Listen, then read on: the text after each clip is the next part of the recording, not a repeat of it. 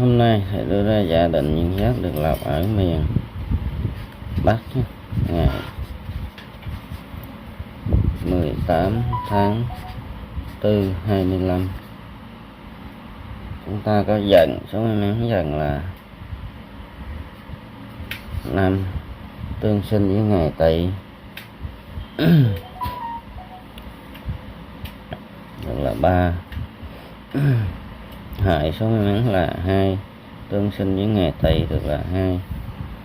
Tức số may mắn là 1 tương sinh với ngày Tỵ được là 5. Vậy chúng ta được là bạch thủ và song thủ.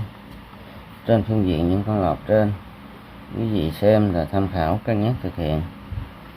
Nam mô A Di Đà Phật. Nam mô A Di Đà Phật. Nam mô A Di Đà Phật. Nam mô A Di Đà Phật.